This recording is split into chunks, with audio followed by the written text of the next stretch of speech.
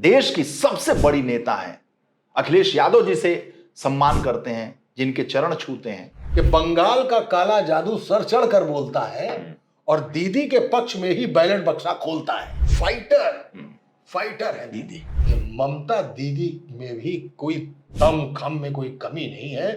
जिन्होंने कभी एक नेता को थप्पड़ मारा था, जिन्होंने अकेले ललकारा है और ललकार के अपनी सरकार वहां बनाई हुई है, तो उनका नाम ममता जरूर है, लेकिन निर्ममता से वो पॉलिटिक्स करते हैं। कह रहे ये आप क्या कह रहे हैं? ये सुभाष चंद्र बोस ने कहा था, स्वामी विवेकानंद ने नहीं है। जाइए और फैंटा पी के फैंटा लैंड पहुंच जाइए वापस। ममता बनर्जी, महुआ मोइत्रा, सयोनी घोष, कुछ भी कहिए, इन्होंने दम तो भर रखा। वो जानते हैं कि हिंदू पर बात करनी है, कोर वोटर मेरा वही है। वो इस मुगालते में नहीं है कि सबका साथ, सबका विकास, सबका विश्वास। योगी आदित्यनाथ इस मुगालते में कतई नहीं है। उनको मालूम है हिंदुत्व यही हमारा कोर वोटर है। हम खुद को बिछा देंगे, मुसलमान हमें वोट देने नहीं जा रहे। पश्चिम बंगाल में पहले चरण का मतदान खत्म हो चुका है और खूब जमकर मतदान भी हुआ है।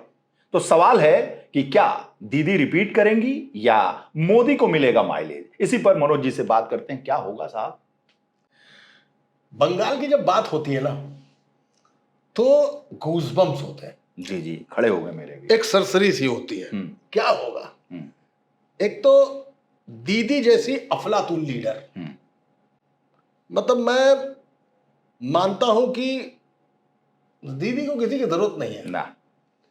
और अगर आप गौर करें तो अगर आप इंडिया गठबंधन को लें, या जिसको इंडी गठबंधन भी कहा जाता है जी, तो इसमें अगर आप कभी सोचें कि मान लीजिए कि 2029 में जी, इंडिया गठबंधन भाजपा के खिलाफ देश में लामबंद होकर चुनाव लड़े, तो आपको प्राइम मिनिस्ट्रियल कैंडिडेट कौन नजर आता है? दीदी।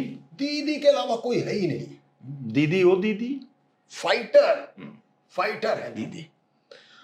तो दीदी ने जिस तरीके से खुद को रिटेन कर रखा है बंगाल में जिस तरीके से ममता की ममता में और दीदी के दीदत्व में जितना वहां का वोटर मिसमराइज है, जितना वहां का वोटर उनके प्रति आकर्षित है, या यूं कहूं कि बंगाल का काला जादू सर चढ़ कर बोलता है और दीदी के पक्ष में ही बैलेट बक्सा खोलता है। तो इस बार 7 सीटें थी भाजपा की, 77 आई शायद उसके बाद। तो खोने को अगर कुछ है तो वो दीदी के पास है, और पाने के लिए 2 बार से भरसक कोशिश हो रही है कि देखना होगा कि मोदी को माइलेज मिलता है या नहीं। देखिए, मैं बीच में थोड़ा सा अपने जहाज को टर्न मारूंगा जी और साउथ की तरफ चलता हूं। होर्मुज से निकालेंगे। होर्मुज से निकलेगा तब जब दीदी निकलने देंगे। दीदी भी वहां पर बिल्कुल अपने मिसाइल ताने हुए। हाँ, निकलने देंगी तो निकलने देंगी, नहीं तो चप्पल पहन के तैयार। चप्पल पहन के, वो भी हवाई चप्पल। तो साउथ की तरफ जब आप चलेंगे तो मुझे लगता है कि वहां पर भारतीय जनता पार्टी का खाता खुलेगा कि नहीं खुलेगा, या स्टालिन वहां पर क्या करने जा रहे हैं, उसको लेके बहुत शको शुबा नहीं रहता है। लगता है कि भारतीय जनता पार्टी को वहां बहुत कुछ होने नहीं जा रहा है। लेकिन बंगाल में हर बार एक उम्मीद जागती है, और इस बार जो उम्मीद है वो थोड़ी सी ज्यादा दिखती है। और हम यहां यूपी में बैठ के बंगाल की बात कर रहे हैं, लेकिन हम इसको उलट पुलट कर दें या इन दोनों सूबों को स्वाइप कर दें, तो बंगाल यूपी की तरह है और यूपी बंगाल की तरह है। वहां पे मुसलमानों का ध्रुवीकरण है, हिंदुओं का ध्रुवीकरण है। यहां पे भी हिंदुओं का ध्रुवीकरण है और मुसलमानों का ध्रुवीकरण है। इसको देखते हुए आज जो 152 सीटों पर जो चुनाव हुआ है और जो वोटिंग परसेंटेज रहा है, उसको देखते हुए मुझे लग रहा है कि मोदी को माइलेज मिलेगा। मोदी को, मैं दीदी के रिपीट होने से इनकार नहीं कर रहा हूं, लेकिन मोदी को माइलेज मिलेगा। फिर योगी भी वहां गए हैं, फिर वहां पे अमित शाह का मैनेजमेंट भी रहा है, और अमित शाह का मैनेजमेंट तो आपकी संसद सत्र के दौरान ही प्रियंका गांधी ने ही कह दिया था कि अगर चाणक्य आज जिंदा होते और यहां आ जाते तो आपकी कुटिल राजनीति को देख के चौंक जाते। तो इसमें कोई दो राय नहीं है कि अमित शाह के पास चौंकाने वाला एलिमेंट है, लेकिन दो राय फिर इसमें भी नहीं है कि ममता दीदी में भी कोई दम खम में कोई कमी नहीं है। और वो एकमात्र ऐसी लीडर मैंने अपनी जिंदगी में देखी जिन्होंने कभी एक नेता को थप्पड़ मारा था सदन के अंदर, जिन्होंने अकेले ललकारा है और ललकार ललकार के अपनी सरकार वहां बनाई हुई है। आज कोर्ट को कहना पड़ा कि इम्पैक्ट वाले जो ईडी का जो छापा पड़ा, उस छापे में खुद ममता बनर्जी कूद पड़ी और वहां की फाइलें लेके चली। हिम्मत देखिए। तो वो हिम्मत समझ में आती है मुझे बंगाल में। और एक चरण अभी बाकी है, उसमें फिर से देखना। ममता बनर्जी 27 साल की उम्र में सोमनाथ चटर्जी को चुनाव हरा देती हैं। पहला लोकसभा का चुनाव 27 साल की उम्र में। तो वो बागी तो है ही है। 35 साल की ज्योति बसु और बुद्धदेव भट्टाचार्य की सरकार को अकेले दम पर उखाड़ कर फेंक देती हैं।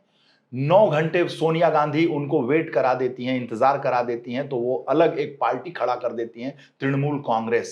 प्रणब मुखर्जी, प्रियरंजन दास मुंशी और ये जो अधीर चौधरी, इनके रहते हुए एक अलग साम्राज्य स्थापित कर लेती हैं और निर्विवाद रूप से विपक्ष की इस वक्त देश की सबसे बड़ी नेता हैं।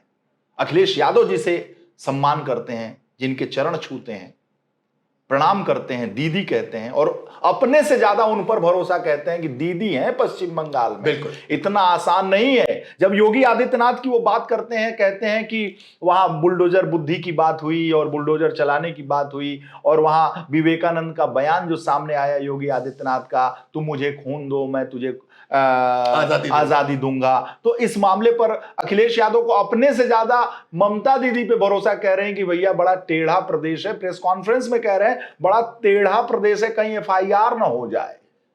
तो ये है दीदी एक्चुअली, और ये है उनका।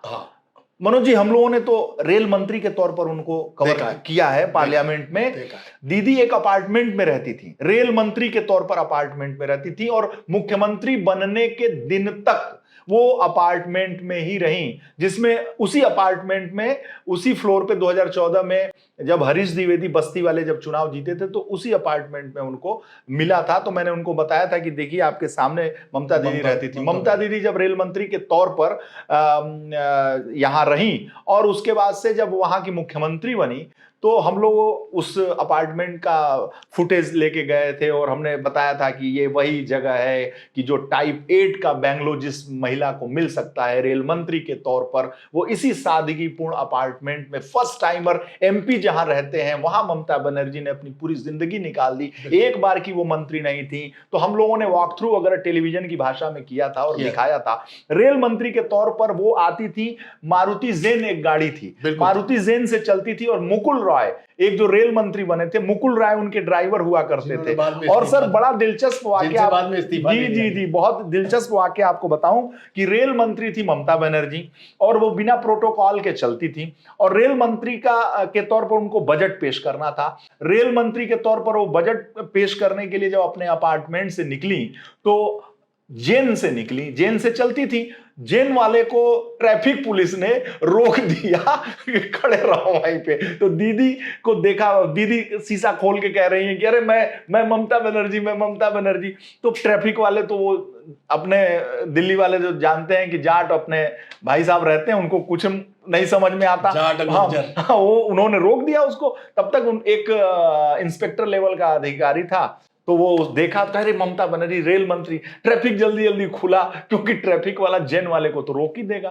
तो वो ट्रैफिक खुला, आई, थोड़ा लेट हो गई, तो फिर उन्होंने कहा कि मैं थोड़ा ट्रैफिक में फंस गई थी। तो ये है ममता बनर्जी। पिछले चुनाव में और इस चुनाव में मैं जाके देखा जिस तरीके से वो घर में रहती हैं। तो वो जो उनकी पार्टी का नाम है टीएमसी, तृणमूल कांग्रेस। तृणमूल का मतलब है कि जमीन से, जमीन तृण और मूल, जी, ग्राउंड से। तो ग्राउंड से और मूल से, मूल और अंदर से, बीज से, बीज से लड़ने वाली शख्सियत का नाम, पार्टी का भी नाम उन्होंने लिखा तृणमूल कांग्रेस, जड़ से, और 3 पत्ती है, और 3 पत्ती। तो 3 पत्ती में आपको ममता बनर्जी भी मिलेंगी, सयोनी घोष भी मिलेंगी, महुआ मोइत्रा भी मिलेंगी। लेकिन दिलचस्प, हम यूपी में बैठ के हैं तो बात होती है सुनील बंसल की भी होगी, यहां बात होगी योगी आदित्यनाथ की विस्फोटक सभाओं के, उनके बयान को भी। तो इसको कैसे देखते हैं आप? देखिए, ये जो 3 देवियां हैं, ममता बनर्जी, महुआ मोइत्रा, सयोनी घोष जी, कुछ भी कहिए, इन्होंने दम तो भर रखा है। महुआ मोइत्रा ने तो नॉर्थ इंडिया को फैंटा लैंड ही कह दिया है। हाँ, ठीक। योगी आदित्यनाथ कि उसको टंग स्लिप तो नहीं बोलेंगे, क्योंकि टंग स्लिप किसी एक शब्द में होती है जी। वो मेरे ख्याल से उनके दिमाग से पूरी ग्रामर निकल गई। हाँ, वो नाम निकल गया, तो विवेकानंद जी के नाम पर वो बोल गए कि तुम मुझे खून दो, मैं तुम्हें आजादी दूंगा। महुआ मोइत्रा कहती है कि अरे ये आप क्या कह रहे हैं, ये सुभाष चंद्र बोस ने कहा था, स्वामी विवेकानंद ने नहीं है। आपके लिए बेहतर है जाइए और फैंटा पी के फैंटा लैंड पहुंच जाइए वापस। ये बड़ा अब बुलडोजर बुद्धि, बुलडोजर बुद्धि, यस, बुलडोजर बुद्धि, बुलडोजर बुद्धि कह दिया। और मेरे ख्याल से बुलडोजर बाबा या बुलडोजर को लेके तमाम सारे और चीजें आई, लेकिन ये जो बुलडोजर बुद्धि का नया शब्द आया है कलकत्ता की जानिब से नॉर्थ इंडिया की तरफ, उससे वो एक नई शब्दावली निकल के आई। इसमें मैं थोड़ा कनेक्ट कर दूं सर कि जिस तरीके से योगी आदित्यनाथ ने विवेकानंद और सुभाष चंद्र बोस में वो घालमेल हो गया, वो आपने कहा ना कि पूरा ग्रामर निकल गया, वो एक ऐसा तो हो ही नहीं सकता भाई। योगी आदित्यनाथ अरे मैं स्पॉन्टेनियस बोलते हैं, उनके ज्ञान पर सवाल नहीं उठा। जी, स्पॉन्टेनियस बोलते हैं, उनके ज्ञान पर सवाल नहीं। जी, स्पॉन्टेनियस बोलते हैं और एक ओजस्वी वक्ता है, स्टार प्रचारक। बिल्कुल। तो वो, लेकिन अब गलती तो हो गई, अब हो गई, तो जब आप राजनीति में किसी की गलती पकड़ के चढ़ जाते हैं, तो भैया तो वहां 3 देवियां हैं, बड़ी सीधी सी बात। तो आप जब चढ़ जाते हैं तो वो भी चढ़ गई, बड़ी सीधी। उनको आपने मौका दे दिया तो उन्होंने आपको बुलडोजर बुद्धि बता दिया। आप गौर करिए कि बिहार चुनाव में किसी 2 अननोन लोगों ने बस मंच का कांग्रेस था, मंच कांग्रेस का था, और गाली दे दी गई मोदी जी, मुद्दा हो गया था। तो चुनाव में तो शमशान कब्रिस्तान, चुनाव में तो खुद भाजपा ही हिट विकेट हो गई थी। जब लल्लू सिंह ने कह दिया कि अब की बार 400 पार आरक्षण, संविधान बदल देंगे, तो अब की बार 400 पार आप ही के लिए रॉकेट हो गया। रॉकेट हो गया, और आप उस रॉकेट में बैठ के ऑर्बिट क्रॉस कर गए। तो ममता बनर्जी की आपने बहुत सारी चीजें गिनाई कि वो हवाई चप्पल पहनती हैं, जेन पे चलती हैं, लेकिन नैनो के नाम पर जब उनको फैसला लेना था तो नैनो को उन्होंने माइक्रो बना दिया, भगा दिया था। ठीक है, भगा दिया तो भगा दिया। तो उनका नाम ममता जरूर है, लेकिन निर्ममता से वो पॉलिटिक्स करती है। ममता नाम है, लेकिन नाम ममता है, लेकिन राजनीतिक निर्ममता जितनी ममता बनर्जी के अंदर है उतनी किसी के अंदर नहीं है।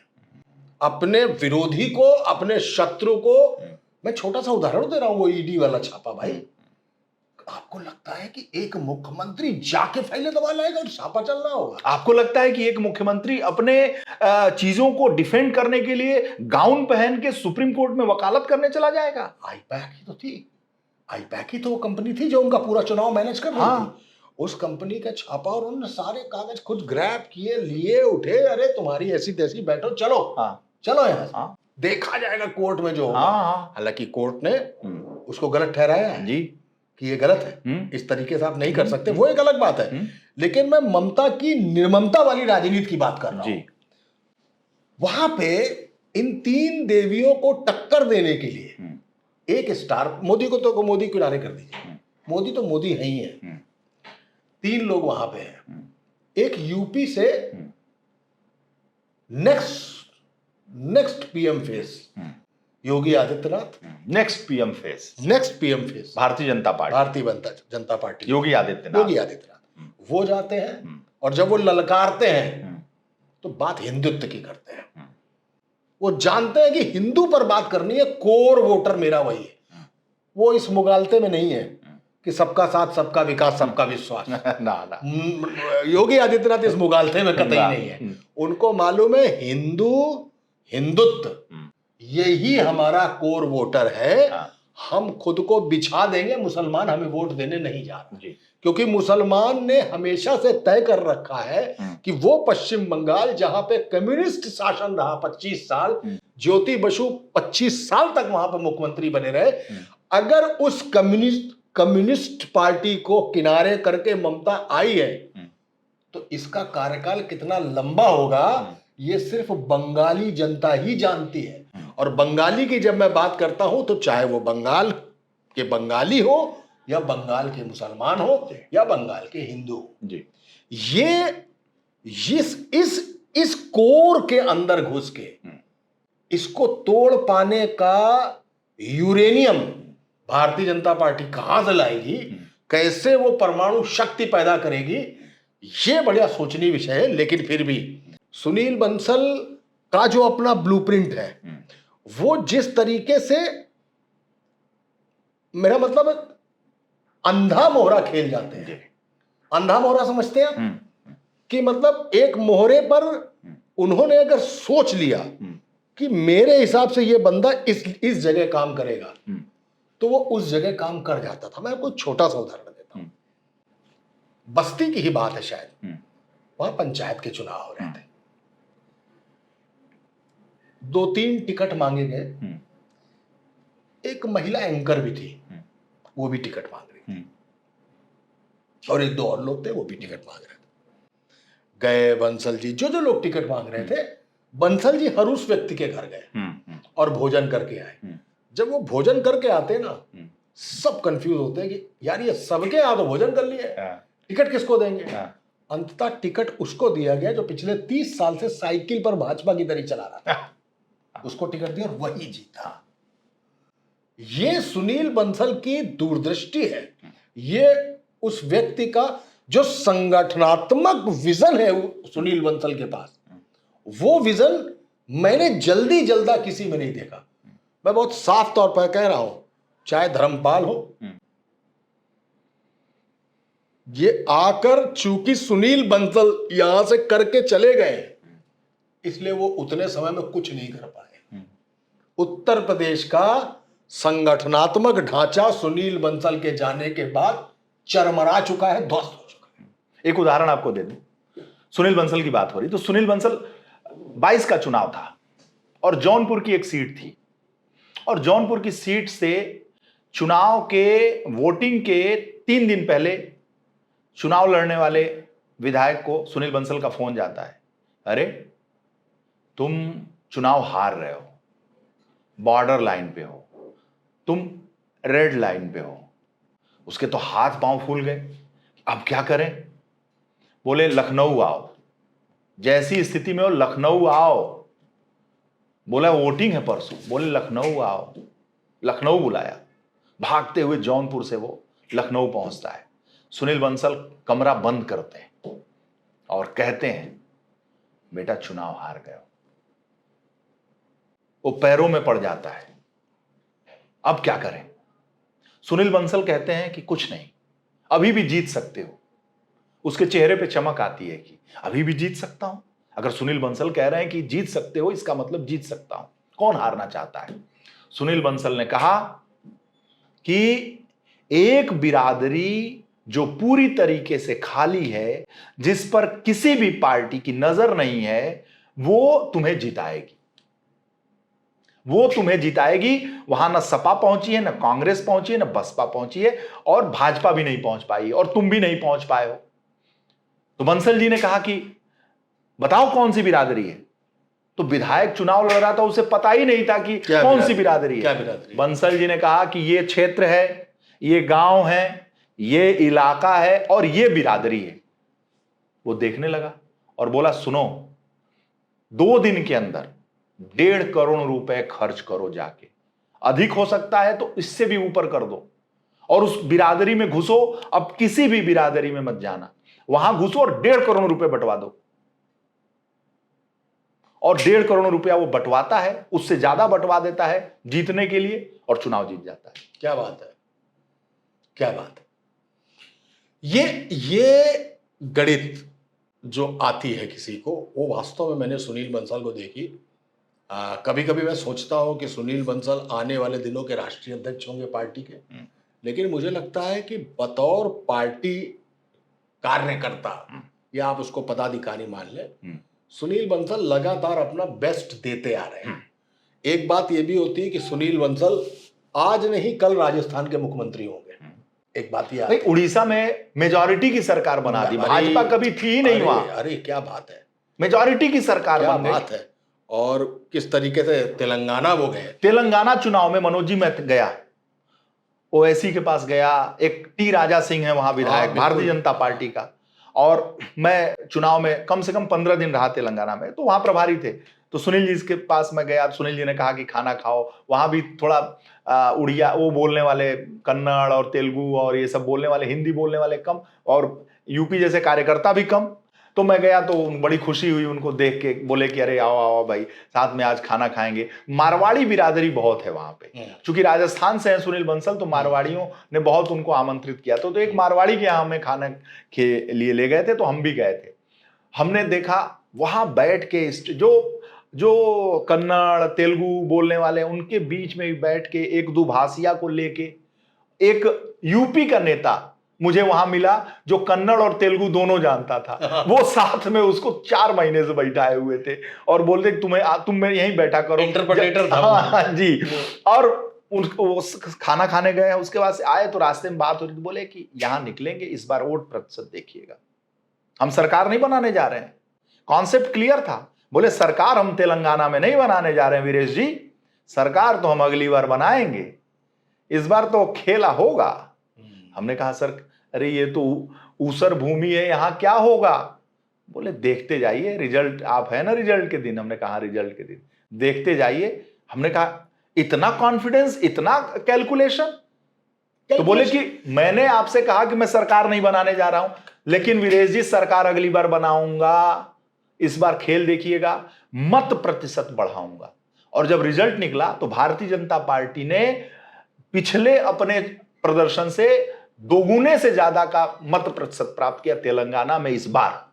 ये है सुनील बंसल, और जो पश्चिम बंगाल के प्रभारी हैं और बहुत साइलेंट लेवल पर काम करते हैं। बहुत झंडा नहीं है, बहुत बैनर नहीं है, बहुत नारेबाजी नहीं है, बहुत पोस्टरबाजी नहीं है, बहुत भड़काऊ चीज नहीं है। वहां सिर्फ बताने की कोशिश जो की जा रही है, वहां सुनील बंसल, अमित शाह, योगी, मोदी और उधर से 3 देवियां जी, 2 लोग चुनाव और लड़ रहे हैं वहां पे। एक election commission of India, election commissioner, हाँ, चुनाव आयोग भी चुनाव लड़ रहा है वहां। चुनाव आयोग भी चुनाव लड़ रहा है, हाँ। और दूसरा SIR, और एक तीसरा भी है सर। दूसरा आपने SIR बताया, और तीसरा अर्धसैनिक बल। अर्धसैनिक बल, हाँ, बिल्कुल सही है, अर्धसैनिक बल भी है।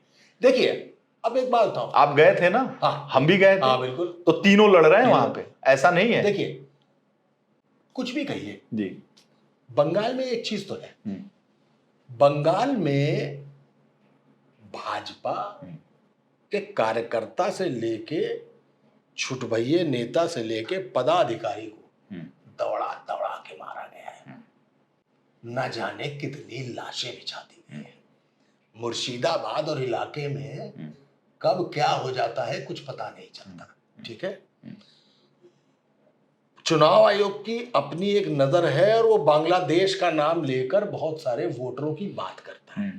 लेकिन बंगाल में खुद इलेक्शन कमिश्नर अगर चुनाव लड़ेंगे और विपक्ष की बात नहीं सुनेंगे तो ये बहुत चिंतनीय विषय है जी।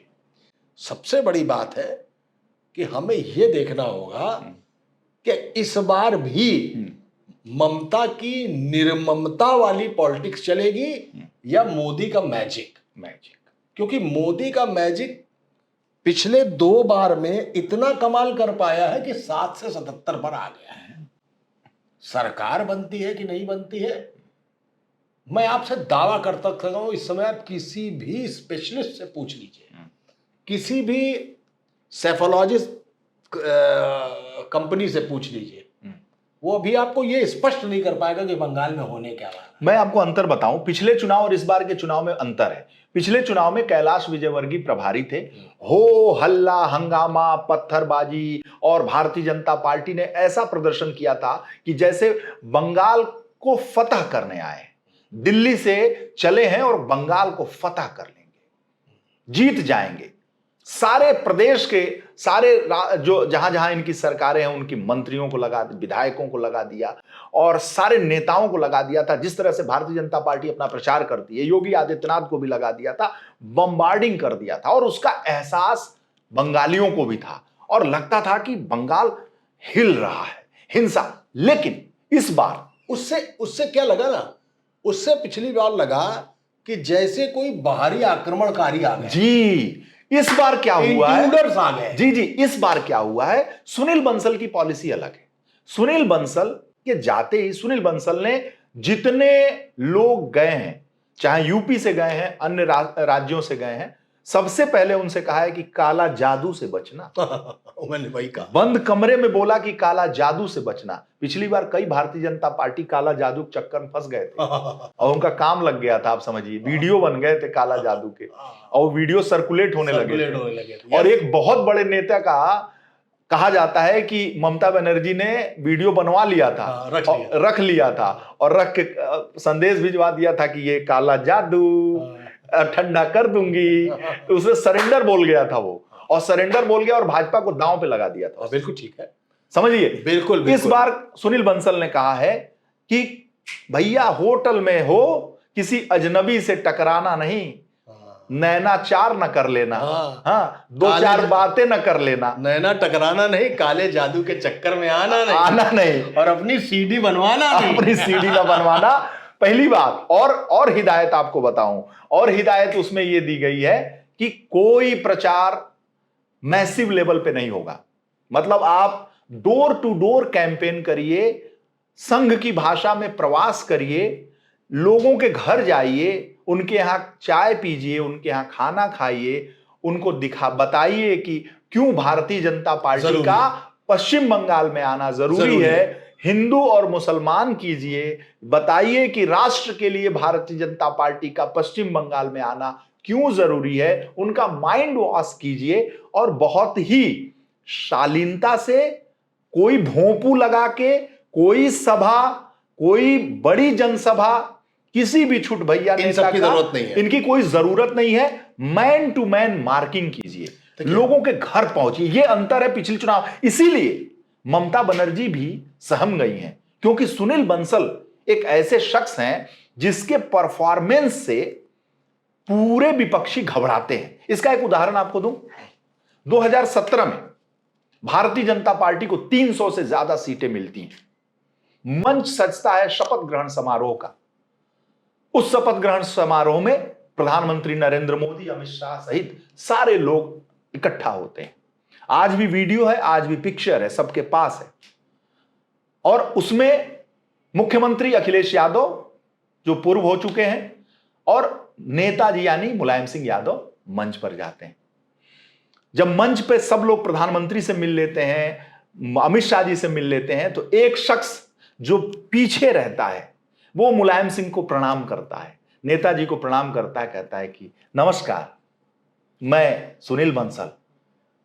नेताजी की आंखें खुल जाती हैं। हाँ, अखिलेश, सुनील बंसल, हाँ, सुनील बंसल, सुनील बंसल, यही है, यही है, यही है, यही है जो 300 के पार भारतीय जनता पार्टी को लेके चला गया। और आज तक मैं उसको पहचानता ही नहीं था। सरकार बदल दिया जिस व्यक्ति ने, उसका नाम सुनील बंसल है। अखिलेश, जान जाओ ये सुनील बंसल है। तो उस सुनील बंसल की प्रतिभा से पूरे विपक्षी, पूरे देश के विपक्षी वाकिफ हैं और जानते हैं कि सुनील बंसल साइलेंट रहते हैं। साइलेंट किलर कहा जाता है ना, कि उनको राजनीति में वो साइलेंट किलर है। तभी तो आप कह रहे हैं कि वो भारतीय जनता पार्टी के नेक्स्ट प्रेसिडेंट हो सकते हैं, और उनसे बेहतर प्रेसिडेंट भारतीय जनता पार्टी का अमित शाह के बाद कोई और हो ही नहीं सकता। यह मैं दावे के साथ कह सकता हूं, उनकी राजनीति को देखते हुए कह सकता हूं। बहुत लोग इस वीडियो को देखेंगे, समझेंगे, कहेंगे भाई सुनील बंसल का माल ले लिया है क्या, ये इस तरह की बात कर रहा है। इन सब चक्करों मत पड़ा करिए। जी, ऐसा है कि मैं उनको राष्ट्रीय अध्यक्ष वाली कुर्सी से अब नहीं आंकता हूं, सुनील बंसल को जी, क्योंकि अब भारतीय जनता पार्टी को रबर स्टैंप वाला अध्यक्ष चाहिए। चाहे वो जेपी नड्डा रहे हो, चाहे वो नितिन नवीन हो, ये सब रबर स्टैंप है, हाँ में हाँ करनी है। सुनील बंसल पॉलिसी मेकर है। सुनील बंसल वार्ड लेवल पर और जो पन्ना प्रमुख लेवल पर जो डिटेलिंग है वो उनके पास रहती है। और चाणक्य भले ही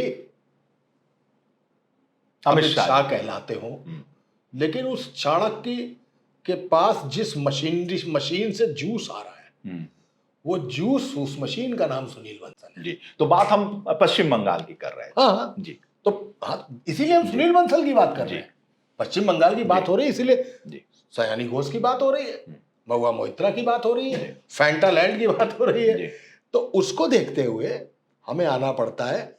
और अगर संगठनात्मक तरीके से, जैसे आपने विजय वर्गीय का नाम लिया जी, ऐसे में मुझे अमर सिंह याद आते हैं, समाजवादी पार्टी। जी जी जी। तो अमर सिंह क्या करते थे? पंप एंड शो जी, पंप एंड शो जी, यही कैलाश विजयवर्गीय का भी असली जी कला है। यही पंप एंड शो।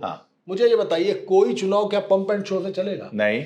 चुनाव तो चलेगा खुखुंदू के मजरा नंबर 4 से।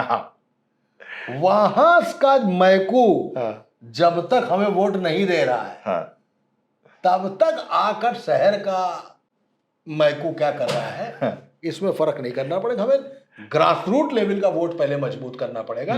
पोस्टर, बैनर, आदमकद, कटआउट, ये सब होते रहेंगे। देखिए वहां है हावड़ा ब्रिज, और हावड़ा ब्रिज ऐसे उठता है, लेकिन बहुत सालों से उठा नहीं है। तो बहुत सालों से उठा इसलिए नहीं कि ममता बनर्जी उनको उठने नहीं दे रही है। जो इस ब्रिज को एक बार फिर उठाएगा, अब जहाज भी नहीं निकलते वहां जी जी, जो इस ब्रिज को उठा देगा, वो कम्युनिज्म के बाद टीएमसी को वहां से हटा पाएगा और अपनी सत्ता ला पाएगा। बंगाल में सत्ता अगर बीजेपी की आती है, तो आप ये मान के चलिएगा कि देश में, उत्तर प्रदेश में भले ही सरकार आ गई हो उनकी, लेकिन बंगाल में सत्ता आने के बाद वो उससे बड़ी सत्ता होगी भारतीय जनता पार्टी की, अगर वो जीत जाती है। और इस बार साम दाम दंडभेद से भाजपा लड़ रही है, पूरा खुद बात है। अर्धसैनिक बल भी लड़ रहे हैं, चुनाव आयोग भी लड़ रहा है, एसआईआर से वो लड़ रहे हैं, सब कुछ हो रहा है। तो इसको देखना होगा हमको कि नतीजा काउंटिंग में क्या रहता है। अभी तो दूसरे चरण का चुनाव होना बाकी है। छुटपुट छोटी बड़ी हिंसा हुई है, छिटपुट हिंसा हुई है, इसलिए कहना पड़ता है कि बंगाल में बहुत हिंसा हुई है। और ध्रुवीकरण का ये दूसरा प्रदेश है। उत्तर प्रदेश और बंगाल दोनों एक जैसी पॉलिटिक्स के हैं। यहां आपको हिंदुत्व मिलेगा, वहां आपको इस्लामियत मिलेगी, मतलब माफ कीजिएगा मुसलमान मिलेगा, वो वोटर मिलेगा। और उसी के ध्रुवीकरण पर यहां की दोनों सरकारें चल रही। तो देखिए क्या होता है नतीजा, देखते हैं। फैंटा लैंड, वहां पे भी लोगों को फैंटा पिला पाता है, इमरती खिला पाता है, या एक बार फिर टीएमसी की 3 पत्तियां टहनियों में बदल जाती है। बहुत बहुत धन्यवाद।